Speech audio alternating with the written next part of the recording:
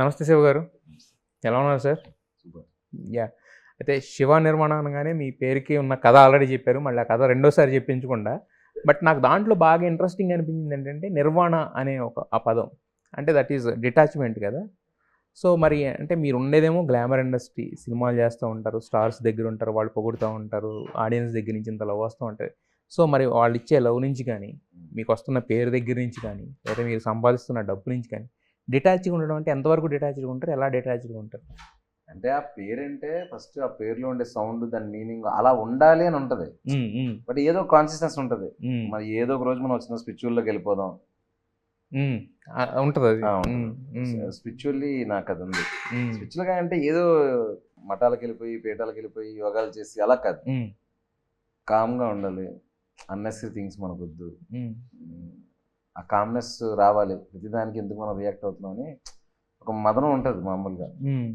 But మీరు అంటున్నట్టు ఏంటంటే, ఈ సినిమా ఇండస్ట్రీలో ఉన్నప్పుడు మనం కామ్గా ఉంటాడు పాటవాడు. అంటే ఓన్లీ మ్యూజిక్ డైరెక్టర్ గురించి అదే ఎవరు నేను నిర్వాణ అంటే ఏ పని జరగదు. మనం ఇంట్లోనే కూర్చుంటాం, షూటింగ్ కూడా అక్కడే ఆగిపోతుంది. సో ఏంటంటే పని కాకపోతే అంటే ఎక్కడో దగ్గర అది మనం అలర్ట్ చేస్తుంటుంది అన్నమాట. మనం స్పిరిచువల్గా కొంచెం కాన్షియస్ ఉండడం వల్ల రెగ్యులర్గా మనం తీసుకున్న స్ట్రెస్ కంటే కొంచెం తక్కువ తీసుకుంటాం. కొంచెం ఏదైనా గగుక్కు మనం మాట జరిగిన ఇప్పుడు ఎందుకు తిట్టాం, ఎవరికి అవసరం, అసలు మనం ఎవరు ఏంటి అదే చెప్తారు కదా, why, who, when, nothing is in our hands అని మనం గుర్తు చేసుకున్నట్టే అనిపిస్తుంది అంతే. అయితే ఈ కాన్షియస్నెస్ అనేది మీ కథలు రాసుకునేటప్పుడు, ఎందుకంటే అది ఇన్బిల్ట్గా ఉంది కాబట్టి, మీ కథలు రాసుకునేటప్పుడు మీ రైటింగ్ స్టైల్ మీద కానీ, ఏదైనా కథ రాసుకున్నప్పుడు ఆ సెన్సిబిలిటీస్ యాడ్ చేసుకోవడంలో కానీ, దాని ఇన్ఫ్లుయెన్స్ అనేది ఉంటుందా మీ మీద?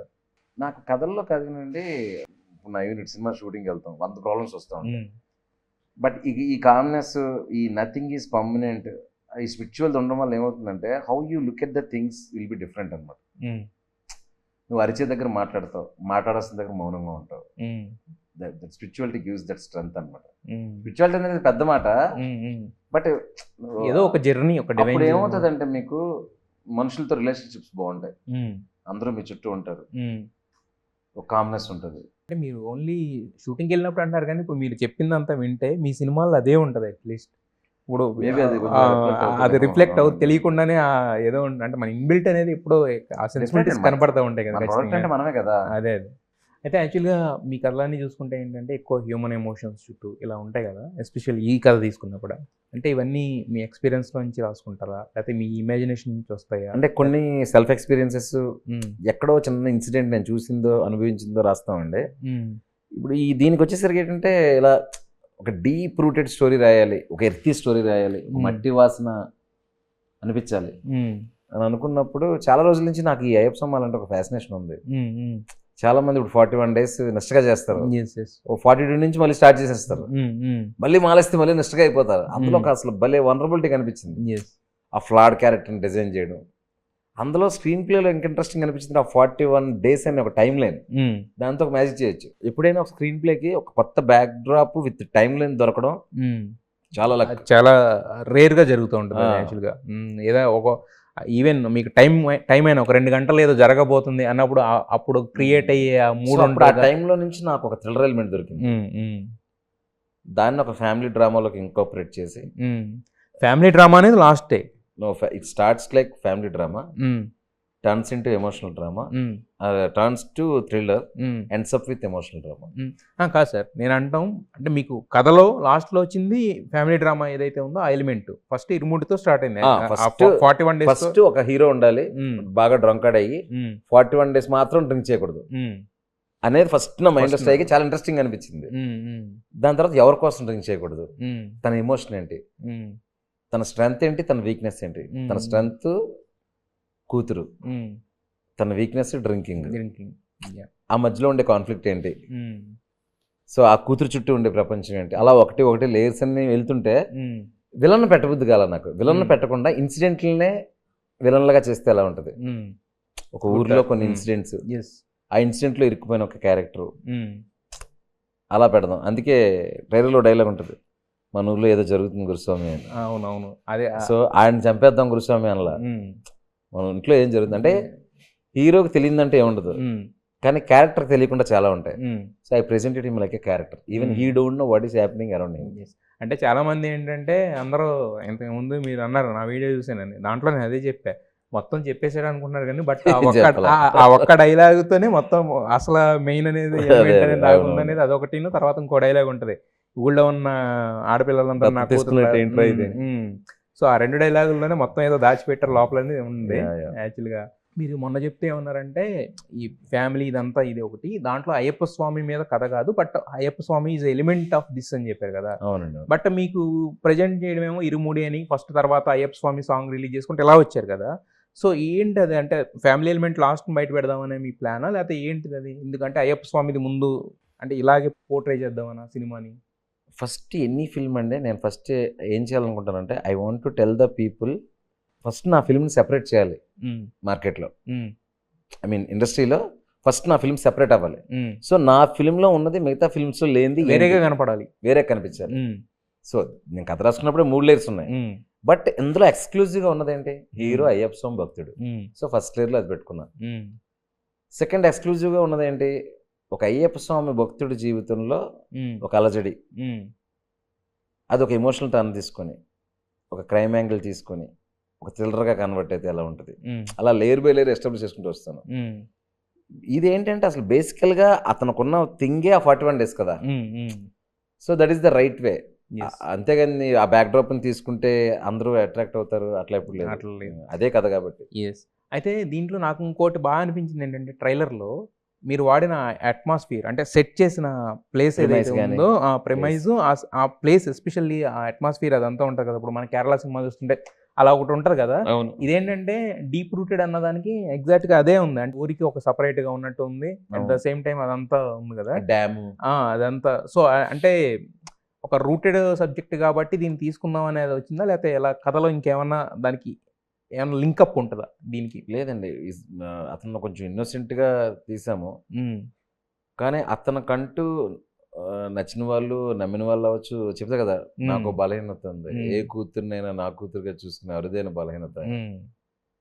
అంత మొండిగా అంత ఇన్నోసెంట్గా ఒక స్మాల్ టౌన్లో మనం పెడితే అది బిగ్ బిలీవబుల్గా ఉండదు.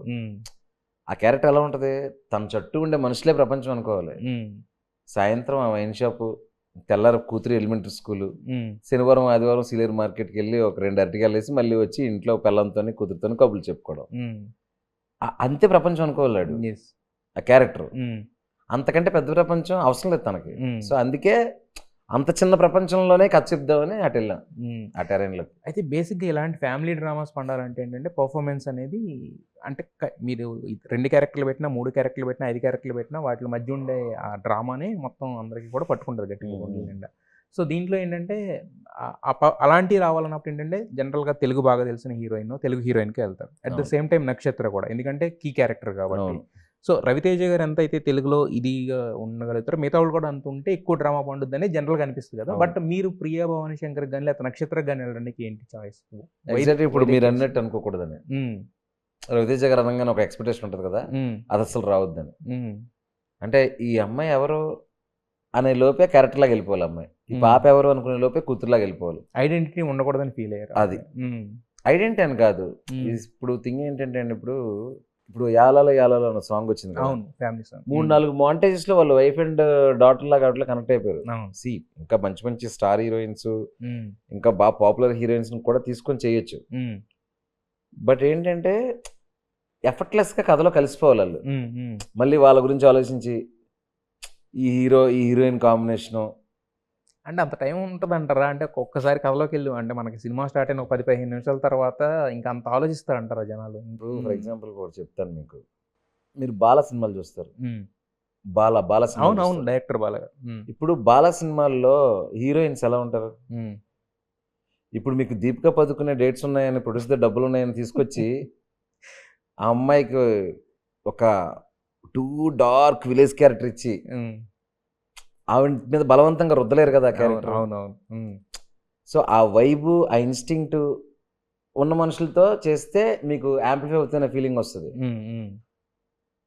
ఆ యాక్సెంట్ బాడీ లాంగ్వేజ్ అంతా సెట్ అవ్వాలి కదండి. ఇప్పుడు ఈ సినిమాలో ఖచ్చితంగా సౌత్ నుంచే చేయాలి ఒక అమ్మాయి. ఓకే, అంటే బాడీ లాంగ్వేజ్ నడవడం, మన ఇంట్లో ఒక ఫస్ట్ చెక్ పాయింట్, ఒక వైఫ్ తిరుగుతున్నట్టు ఉండాలి ఫస్ట్ చెక్ పాయింట్. చూసినప్పుడు ఒక రవణ ఆ హైట్కి పక్కన ఉంటే నిజంగా real wife and husband feeling రావాలి. ఆ అమ్మాయికి ఒక మంచి హైట్ ఉంది, పైగా అమ్మాయి సినిమాలు గత సినిమాలు చూస్తే extraordinary performer, under play performance ఉంటుంది. సో మామూలుగా రవణ పక్కనే కొంచెం ఓవర్ స్వీట్గా హెవీగా చేసే ఆర్టిస్ట్ కాకుండా న్యాచురల్గా చేసే ఆర్టిస్ట్ ఉంటే ఆయన కూడా ఆ ప్లేన్లో చేపిస్తే చాలా బ్యూటిఫుల్గా సెట్ అవుతుంది అనమాట. మీకు అర్థమైంది. సో పాపను కూడా అలాగే అనుకున్నారు. పాపను కూడా అలాగే ముద్దు ముద్దుగా బబ్లీగా స్వీట్గా కాకుండా ఇప్పుడు రేపు పొద్దున్న ఇప్పుడు ఇరుముడి ఎంతమంది చూస్తారండి, మిడిల్ క్లాస్ వాళ్ళు, ఊర్లలో ఉండేవాళ్ళు. వాళ్ళ అటు సైడ్ పిల్లలు ఎలా ఉంటారు, ఓవర్ గ్లోరిఫైడ్ వే కాకుండా మీరు చూస్తే కాస్ట్యూమ్స్ కూడా పిల్లవి చూడండి, అది కాస్ట్యూమ్ రిలేటబుల్ అవ్వాలి, కొంచెం పెంకితనంగా ఆ కైండ్ ఆఫ్ డస్కీ టోన్ ఉంటుంది, ఆ కర్లీ హెయిర్. సో అలా క్యాస్ట్ చేశాను, అంటే కనెక్ట్ అయ్యింది నాకు ఆ క్యారెక్టర్. అయితే ఈ సినిమా కంప్లీట్ అయిపోయిన తర్వాత ఒక డైరెక్టర్గా చూసుకుంటున్నప్పుడు, ఒక డైరెక్టర్గా కాకుండా మీకు కూడా ఆల్రెడీ పాప ఉంది కాబట్టి, ఒక ఆడపిల్ల తండ్రిగా చూసుకుంటున్నప్పుడు, ఎందుకంటే you are the first audience for this, అంటే మొత్తం అంతా అయిపోయిన తర్వాత ఒక ఆడపిల్ల తండ్రిగా చూసుకున్నప్పుడు మీకు ఎలా అనిపించింది సినిమా? గొప్ప ఎమోషన్ అంటే ఫస్ట్ అమ్మే కదండి, అమ్మే కదా ఫస్ట్. అవును, ఫస్ట్ ఒక ఆడపిల్లని ప్రేమించడం అనేది అమ్మ నేర్పిస్తుంది. ఫస్ట్ అమ్మ ప్రేమలోంచి మనకు తెలుస్తుంది లైఫ్లో ఆడపిల్ల అనేది ఎంత అవసరం అనేది. తర్వాత వైఫ్ వస్తుంది, దాని తర్వాత కూతురు వస్తుంది. మీరు అబ్జర్వ్ చేస్తే ఈ 3 పొజిషన్లు వాళ్ళ ముగ్గురికి మారుతాయి మళ్ళీ. అవును, కూతురు తల్లి అవుతుంది, ఈవిడ మళ్ళీ అమ్మ ప్లేస్లోకి వెళ్తారు. సో ఏంటంటే ఒక మగాడి చుట్టూ ఒక అమ్మో కూతురు అక్కో లేకుండా ఉండే జీవితం అనేది ఏ మగాడికి ఉండదు. సో ఏంటంటే అంతకంటే గొప్ప ఎమోషన్ ఏముంటుంది ఒక మగాడికి? నేనేమంటాను తెలుసు, అసలు ఒక మగాడికి ఆడదానికంటే గొప్ప ఎమోషన్ లేదంటాను. మీకు అది ఎవరైనా అయి ఉండొచ్చు, వైఫ్ అయి ఉండొచ్చు, కూతురు అయి ఉండొచ్చు, మదర్ అయి ఉండొచ్చు, గర్ల్ ఫ్రెండ్ అయి ఉండొచ్చు, ఎవరైనా అయి ఉండొచ్చు. బట్ వాళ్ళ ప్రెజెన్స్ లేకుండా మన లైఫ్ని ఒకసారి ఊహించలేం. అది ఏం పర్లేదురా అని అమ్మ లేకుండా, ఏముంటుంది అంటే ప్రాబ్లమ్ సాల్వ్ అయిపోద్ది అని చెప్పే వైఫ్ లేకుండా, నాన్న ఎందుకు లేట్కి వచ్చావనే కూతురు లేకుండా ఉన్న జీవితాన్ని అసలు ఆలోచించండి ఎందుకు ఇంకా. సో అలాంటి విషయాలన్నీ ఉంటాయి సినిమాలో.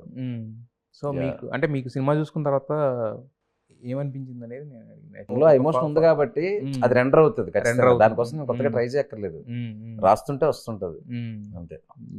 ఫస్ట్ నుంచి ఈ సినిమా స్టార్ట్ అయిన దగ్గర నుంచి మీరు పెడదాం అనుకునే దానికన్నా ముందు దగ్గర నుంచే వచ్చింది ఏంటంటే, అందరి దగ్గర నుంచి ఏకైక అంటే ఒక యూనిక్ ఇది ఏంటంటే మల్లెపూల పల్లకి సాంగ్ పెట్టాలి కంపల్సరీగా అని చెప్పేసి. సో మీరు పెట్టారు, మనం వాడిచ్చారు. సో హై ఎక్స్పెక్టేషన్స్ మధ్య రిలీజ్ అయింది. సో మీరు అనుకున్న ఎక్స్పెక్టేషన్స్కి వస్తున్న రెస్పాన్స్కి ఎలా అనిపించింది మీకు? రీచ్ మరి ఎక్స్ట్రానరీగా ఉంది కదండి, రీచ్ 10 million. అది ఓకే సార్, నెంబర్స్ పక్కన పెడతాం నెంబర్స్, ఎందుకంటే ఖచ్చితంగా అది రేపొద్దున ఎలాంటి వండర్స్ క్రియేట్ చేస్తా అనేది కూడా మాకు క్లారిటీ ఉంది. బట్ మీరు అనుకున్న ఎక్స్పెక్టేషన్స్కి జనాల దగ్గర నుంచి వచ్చిన దానికి సింక్ అయింది అనుకుంటున్నారా? 200% సింక్ అయింది.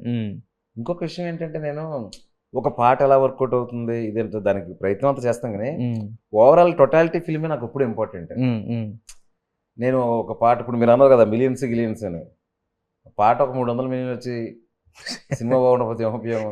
అవును. సో నాకు మల్లెపూల పల్లకి సాంగ్ కాదు, మల్లెపూల పల్లకి సాంగ్ ఉన్న ఇరుముడి సినిమా గురించి ఆలోచిస్తాను. ఓకే ఓకే, సాంగ్ గురించి సెపరేట్ గా సాంగ్ గురించి కాదు, ఓవరాల్ సినిమా ఆ సాంగ్ ఉన్న సినిమా ఎలా ఉండాలి అనేది ఉంటుంది. అంటే నేను ఎందుకు అంటున్నానంటే, బేసిక్గా మీరు పాడించిన సింగర్ ఒరిజినల్ సింగర్తో పాడించారు. అక్కడ దానికి అంటే ఎవరో ఒకళ్ళిద్దరు ఒకటి మాట్లాడినా కానీ జీవి గారు వచ్చి ఇమీడియట్గా ఇంకొక చిన్న ఇది ఇచ్చేలేరు. అక్కడ మీరు చూసినట్టు ఉండదు, సినిమాలో వేరే విధంగా ఉంటుంది అని చెప్పి ఒక డీజే మిక్స్ ఉంటుంది, అది ఉంటుంది ఇది ఉంటుంది అని చెప్పి. ఏం లేదు, మీరు ఏదైతే చూస్తారో అదే పూర్తి పాట ఉంటుంది, కానీ పాట చాలా వైబ్రెంట్ గా రవణ డాన్సులతోని స్వాముల డాన్సులతోని నిండుగా ఉంటది.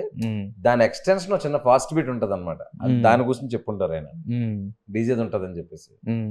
దాని ఎక్స్టెన్షన్ కొంచెం ఉంటది ఎండింగ్ లో చిన్న ఫాస్ట్ బీట్.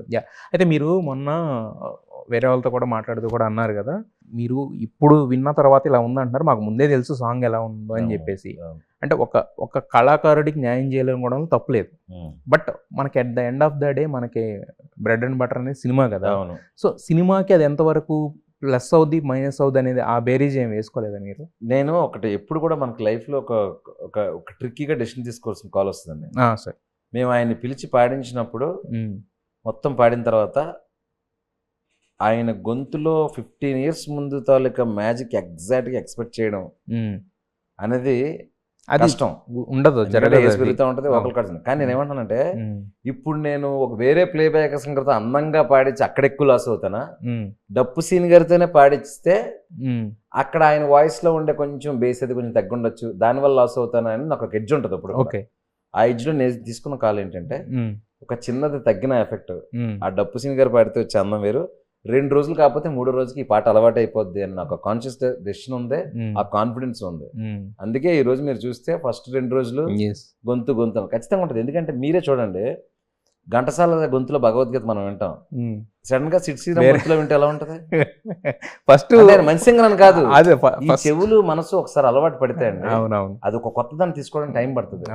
మా మల్లెపూల పల్లకి 3 రోజులు పట్టింది. ఇంకా చూడండి ఈ పాట థియేటర్కి వెళ్ళేసరికి ఇది ఉండిపోద్ది. సెలబ్రేషన్ మోడ్ అనేది మాకు ఫస్ట్ నుంచి ఉందండి. ఒకటే సార్, మనం సోషల్ మీడియాలో ఒక ప్రోడక్ట్ మనం డెలివరీ చేసినప్పుడు దాని గురించి ప్లస్లు మైనస్లు అన్ని ఉంటాయి. అవును అవును, దేనికి కంగారు పడకూడదు. మనం ఒకటి చెప్పాలనుకుంటే ఉంటుంది కదా, అదే చెప్పాలి. ఇన్ఫ్లుయెన్స్ అయిపోయి అదే వింటా ఉండాలి, బట్ కాకపోతే మనం చేయాలనుకున్న పని వాళ్ళు చెప్పిన దాంట్లో ఎంత కరెక్ట్ ఉంది, ఏది ఇది ఉంది అనేది. ఓకే అండి, మేము వీళ్ళందరి గురించి ఆలోచించకుండా చేయం కదా, అన్నీ చేసి ఆ డెసిషన్ తీసుకోవాల్సి వచ్చిందంటే దానికి ఒక కారణం ఉంటుంది. ఇప్పుడు ఆయన అన్ని 15 సంవత్సరాల నుంచి పాడారు, టక్కమని 20 కామెంట్లు చూసి అర్జెంటుగా ఈ వాయిస్ మార్చేయండి అంటే రోజుకి 100 డెసిషన్లు తీసుకోవాలి. అలా అయితే మొత్తం అలా అంటే సినిమా అంతా మార్చుకుంటానే పోవాలి. ట్రైలర్ వస్తుంది, ఆ పక్కన ఆర్టిస్ట్ సరిగ్గా అతను ఎందుకు పెట్టారు, అరే అర్జెంటుగా అతను తీసేయండి రా, అలా తీసుకుంటే అయిపోతే సినిమా ఒక 10% మిగిలితే. సోషల్ మీడియాలో కామన్ గా వస్తూ ఉంటాయి, అందులో ఏదైనా మంచి ఉన్నప్పుడు తీసుకుంటాము. సోషల్ అంటే మిస్ అయితే కరెక్ట్ చేసుకుంటాం తప్ప సోషల్ మీడియా బేస్ చేసుకుని సినిమాలు చేయాలి. Social media is nothing but opinion. ఆ ఒపీనియన్ లో కొన్ని ఏంటంటే జెన్యూన్ ఉండొచ్చు, కొన్ని ఏంటంటే ర్యాండమ్ గా ఉండొచ్చు. సో మన కాల్ అనేది ఇప్పుడు బేసిక్గా మీరు అన్నది అదే, ఇందాక అన్నారు కదా నేను సాంగ్ గురించి ఆలోచించిన, ఆ సాంగ్ ఉన్న సినిమా గురించి ఆలోచిస్తానని. మీరు సాంగ్ ఉన్న సినిమా గురించి ఆలోచిస్తానంటే దాని అర్థం ఏంటి, మీరు ఆల్రెడీ ఇంతకుముందు ఒక స్ట్రాంగ్ స్టేట్మెంట్ ఇచ్చారు సినిమాలో ఆ సాంగ్ ప్లేస్మెంట్ అని చెప్పి.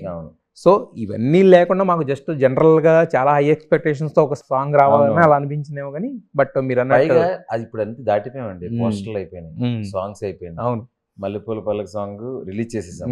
Now it is time to watch that film. So నేను ఇక్కడ నుంచి సెపరేట్గా దేని గురించి మాట్లాడాను,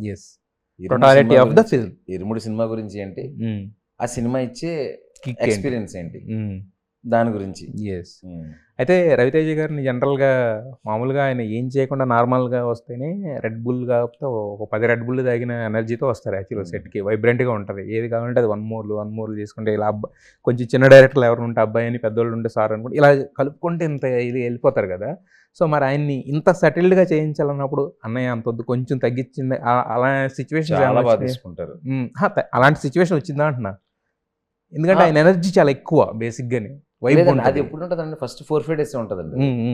ఎందుకంటే ఆ ఎనర్జీ అలవాటు ఉంటుంది కదా. ఇప్పుడు కొన్ని సిచ్యువేషన్లో అలాగా జరగడం అంటే, ఒక సీన్ చేసినప్పుడు ఏం స్వాములు బాగున్నారా అని చాలా ఎనర్జీకి వచ్చారనమాట. అన్న ఇప్పుడే కదా మాలేసాము, ఏం స్వాములు బాగున్నారా, కొంచెం నెమ్మదిగా చెప్దాం అన్నాను. అవును కరెక్టే నెమ్మదిగా చెప్దాం అని చేస్తారనమాట. ఒక 4-5 days అయిపోయిన తర్వాత ఏమవుతుందంటే అర్థమైపోద్ది ఆ క్యారెక్టర్ తాలూకా ప్లేన్ ఏంటి, అన్ని సినిమాలు ఎక్స్పీరియన్స్ కదండి. స్క్రిప్ట్ చదవంగానే ఒక లెవెల్ అర్థం అవుద్ది, 4 రోజులు డైరెక్టర్ చూడగానే అర్థమైపోద్ది డైరెక్టర్కి ఏం కావాలి ఏంటి, మన ప్రతిదీ చెప్పక్కర్లేదు. వాళ్ళకి కొంచెం అవుట్ అండ్ అవుట్ ఒకసారి కథ అలా ఎక్కిచ్చేస్తే చేసుకుంటూ వెళ్ళిపోతుంది. బట్ ఆయనకి ఇప్పుడు ఆయన ఎలా అయితే మాకు కొత్తగా కనబడుతున్నాడో చేసినప్పుడు ఆయనకి కూడా కొత్తగా ఉంటుంది. ఎందుకంటే ఇప్పుడు మీరు అన్నారు ఈ న్యాచురల్ స్లాంగ్ అలవాటు కదా. చేసినప్పుడు మొన్న ఎడిటింగ్ రూమ్ లో చూసినప్పుడు అన్నారు, ఏమన్నారు, నేను చాలా కొత్తగా కనిపించాను శివ అన్నారు. అదే ఈరోజు ఈ సినిమాకి ఒక గేమ్ చేంజర్ లాగా మొత్తం మారింది అనమాట. పాజిటివిటీ అంతా, ఈ పాజిటివిటీ అంతా ఎక్స్ట్రానరీ రిజల్ట్ కింద కన్వర్ట్ అవ్వాలని అవుతుంది అనుకుంటున్నాను. అయితే కొన్ని మీరు రవి గారితో కొన్ని వర్కింగ్ స్టైల్స్ రిలీజ్ చేశారు నిన్న మొన్నట్లో, చాలా కంఫర్టబుల్గా ఉన్నారు ఆయన. అవును, చాలా కంఫర్టబుల్గా ఉన్నారు. అంత కంఫర్టబుల్గా ఉంటాం నేను ఈ మధ్యకాలంలో చూడలేదు. సో కంఫర్టబుల్గా లేకపోతే చెప్పేస్తారండి, చెప్పేస్తారు. బట్ అంటాం ఇప్పుడు సినిమా ఒప్పుకున్న తర్వాత చేయాలి కదా. అవును ఇప్పుడు ఈ మేస్త్రి మొదలుపెట్టిన తర్వాత ఇల్లు కట్టి ఇవ్వాలి కదా, కట్టాలి కదా. ఓనర్తో పడినా పడకపోయినా అలా ఉంటుంది. బట్ కాకపోతే ఏంటంటే త్రూ అవుట్ ద ఇది కానీ ఎక్కడ ఇంటర్వ్యూలో కానీ ఎక్కడ చూసినా కూడా మీకు ఆయనకి ఉన్న వైపు చాలా క్యూట్గా అనిపిస్తుంది, యాక్చువల్గా అవును. కంఫర్టబుల్గా కనిపిస్తున్నారు ఆయన. సో ఇరుముడి మొత్తానికి మీ లైఫ్ లాంగ్ ఆయనతో ఒక గుర్తుండిపోయే బెస్ట్ ఎక్స్పీరియన్స్ అంటే ఏం చెప్తారు? చాలా ఉన్నాయండి. అంటే మామూలుగా రేపు సాంగ్ రిలీజ్ అవుతుంది అనుకోండి, రేపు పోస్టర్ రిలీజ్ అవుతుంది, మామూలుగా అడుగుతారు కదా యా. ముందు రోజు ఇంకా సాంగ్ వచ్చిందా, ఇది వచ్చిందా, ఇది వచ్చిందా అనేది. ఒక పాయింట్ తర్వాత ఏంటంటే నువ్వు ఏం చేసినా మనసు పెట్టి చేస్తావు, నువ్వేం పంపించినా మార్కెట్లోకి అది బాగుంటుంది, నీకు నచ్చింది కదా పంపించేసుకో, ఒకసారి చూస్తారు. కానీ నీ మీద నాకు అంత కాన్ఫిడెన్స్ ఉంది శివ అని చెప్పిన మూమెంట్ బాగా అనిపించింది. బట్ ఆయన ఇంకోటి ఏంటంటే ఈ రోజు ఇంటర్వ్యూకి ఏదో వెళ్ళాం, వెళ్ళిన తర్వాత నేను షర్ట్లు అవి తెచ్చుకోలేదు, వాళ్ళు వెంటనే సెకండ్ ఇంటర్వ్యూ పెట్టారు, ఎందుకు అదే షర్ట్తో నా షర్ట్ వేసుకొని చెప్పేసి ఆయన షర్ట్ ఇచ్చారు. ఓకే, అదేదో ఒక లక్కీగా కొంచెం లూజ్గా ఉంది కాబట్టి మనకి పట్టింది. కాస్ట్యూమ్స్ వాళ్ళకి చెప్పి శివాకి షర్ట్ ఇవ్వని చెప్పేసి, నచ్చితే మనిషి నచ్చితే ఇంకా అంత ఓపెన్ ఉంటాయి, నెక్స్ట్ నచ్చకపోతే దగ్గరికి కూడా రాను. దగ్గరికి రెండు ఉంటాయి, రెండు ఉంటాయి. అదే ఇబ్బంది పడరు, అసలు ఇబ్బంది పడరు. ఎమోషనల్ ఫ్యామిలీ థ్రిల్లర్ అంటే గుండెలు బాగా పిండేసేలాగా ఉంటుందా, లేదంటే కనుక ఒక చిన్న వామ్తో బయటకు వస్తామా, లేకపోతే ఒక సాడ్ ఎండింగ్ ఎలా ఉండబోతుంది ఫైనల్గా? అంటే ఇరుముడి చూసిన తర్వాత what will be the experience of A audience? ఒక బ్యూటిఫుల్ ఎక్స్పీరియన్స్ బయటకు వస్తుంది. దాంట్లో హార్ట్ రించింగ్ అనిపిస్తాయి కొన్ని క్లైమాక్స్ చూసిన తర్వాత, కొన్ని ఏంటంటే అరే భలే ఉందరా మంచి ఎండింగ్ ఇచ్చారు అనిపిస్తుంది, అలా ఆ కైండ్ ఆఫ్ లో. డిస్కస్ వన్ నైస్ పాయింట్ అండి. ఆ పాయింట్ చుట్టూ ఉండే కథలో ఆ హీరో జర్నీని తీసుకొని ఆ హీరో మీద ఒక ఎంపతి ఉంటుంది, ఒక కనెక్షన్ ఉంటుంది. ఆ హీరో క్యారెక్టర్ ఆ చివరికి జరిగిన ట్రాన్స్ఫర్మేషన్ని చూసి ఒక మెచ్యూరిటీ లెవెల్తో బయటకు వస్తారు. ఒక స్టాండింగ్ ఓవేషన్ లాంటిది ఎక్స్పెక్ట్ చేయొచ్చా? అలాంటివన్నీ జరిగితే అద్భుతాలు, అవి అద్భుతాలు అలా జరుగుతాయి అనుకోకూడదు, జరిగినప్పుడు స్వీకరించాలి. అంటే ఈ సినిమా ఆల్రెడీ ఆ వైబ్లోనే ఉంది, ఎందుకంటే అంటే రవితేజ గారి మార్కెట్ అదంతా మనకు తెలుసు, ఇక్కడ తెలుగు స్టేట్స్ అది వెరకబడి చూస్తారు, యూఎస్లో కూడా ఉంది. బట్ ఈ సినిమా ఏంటంటే నాకు తెలిసి ప్రీమియర్స్ టైంకే ఆయన హైయెస్ట్ ఓపెనింగ్ అయ్యే అవకాశాలు ఉన్నాయి, అంత రేంజ్లో దూసుకుపోతుంది కదా. సో మీరు అంటే కథ రాసేటప్పుడు అనుకుంటారా, అంటే ఇప్పుడు ఈ సీజన్ నడుస్తుంది, లేకపోతే ఇప్పుడు ఫ్యామిలీ ఆడియన్స్ సీజన్, లేకపోతే థ్రిల్లర్ సీజన్, లేదంటే ఇప్పుడు మీరు అలాంటి ఏమైనా ఉంటాయా, లేదంటే ఒక కథ కరెక్ట్గా రావాలరా బాబు అనుకుంటారు, అంతే. అంతే, కథ బాగా రాయాలి, కథ బాగా చేయాలి, మార్కెట్ లెక్కలు ఏమి వేసుకోరు, అసలు ఎక్కువ ఆలోచించండి. సినిమాలు ఎక్కువ చేయాలి, మంచి కథలు రాయాలి.